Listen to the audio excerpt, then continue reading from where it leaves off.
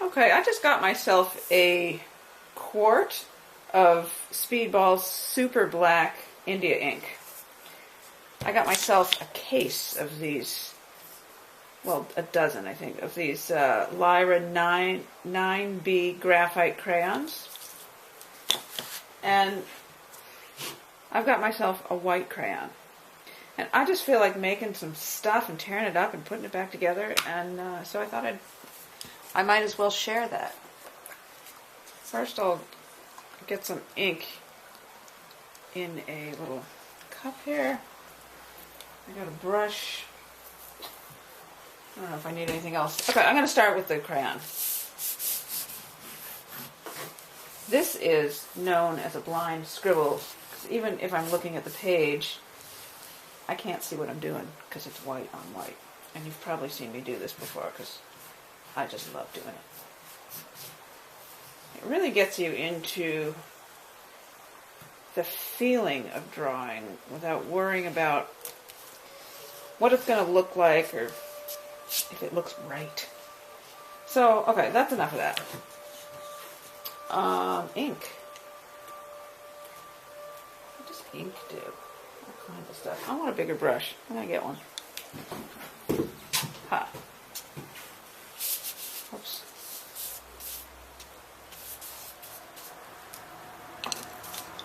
And a smaller one.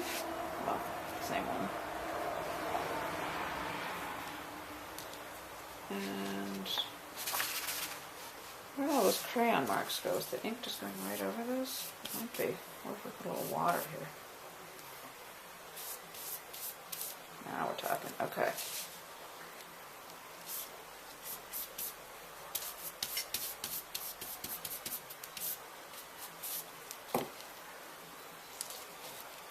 That one's done. I can't see any of the crayon marks, but I'm going to let that dry and then I may go in with some watercolor.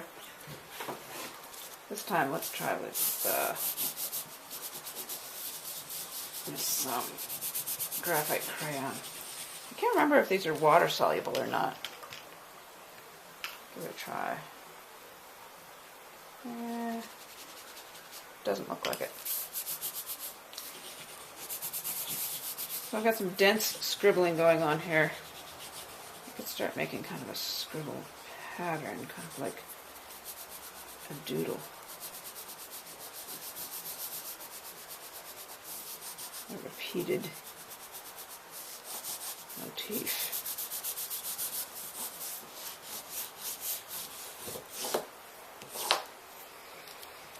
Then let's put some ink in there. Ooh.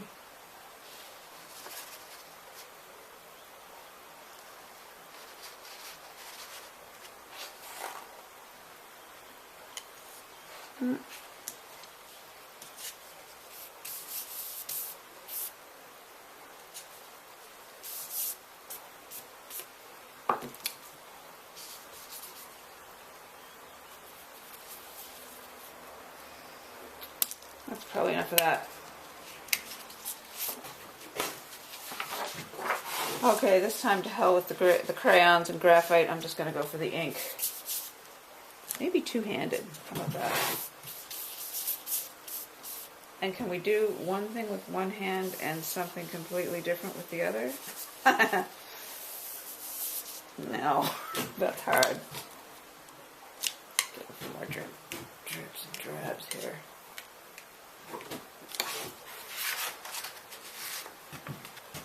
Switch hands here. Okay, delicate little lines here, sort of, and big fat lines here.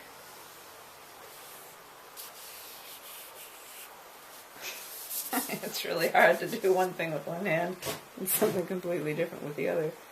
I must say, I like the way my brush is splayed out this way, and that's just from neglect and not washing brushes. But it's working for me here.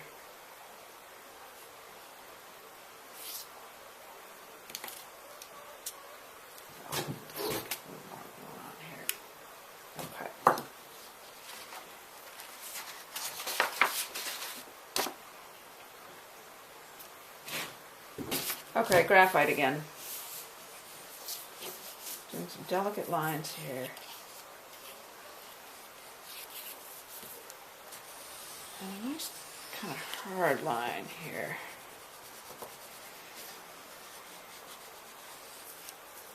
There.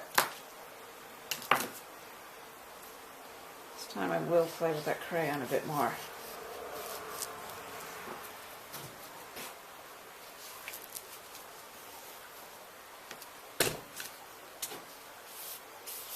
Yeah, this ink just goes right over the crayon. It does not resist the ink unless I put some water in here.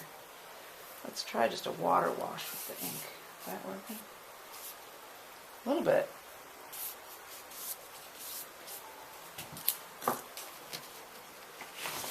Let me get out another tool here. We got a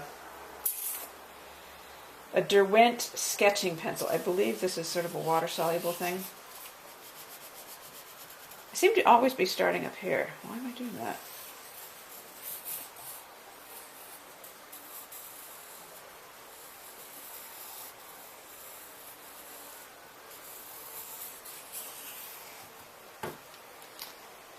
And then we need a brush. Okay. This brush has a little ink in it, but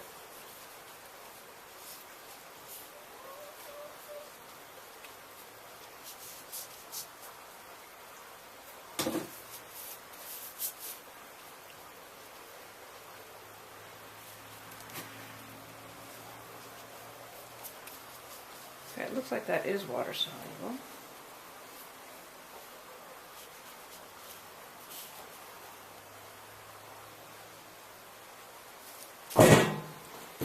Okay, this is something I've always wanted to do.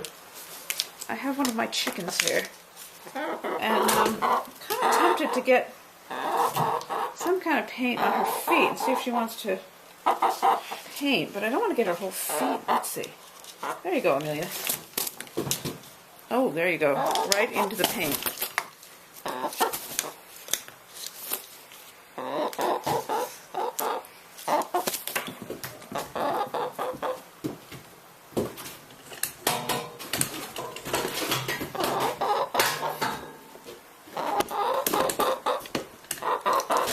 Amelia, what are you doing on the sketchbook table?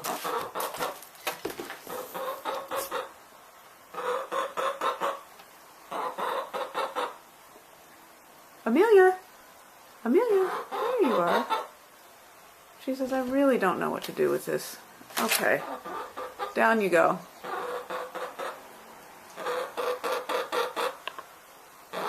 Worth a try. Okay. Well, so much for the chicken experiment. I gave her a treat. She's happily outside.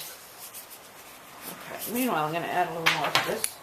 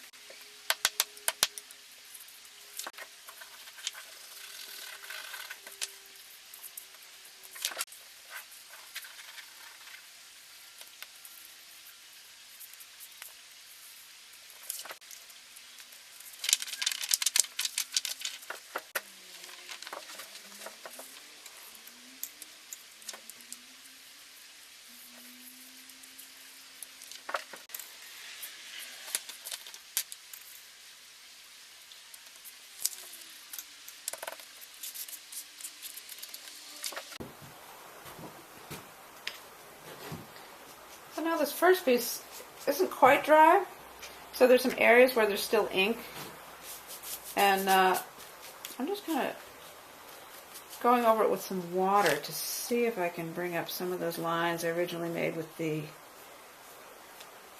white crayon. And then I can put some watercolor into that.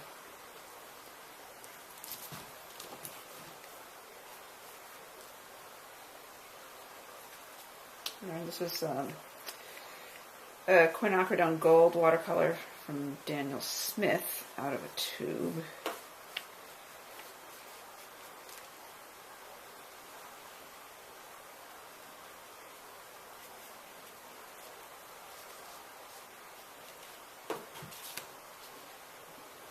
There.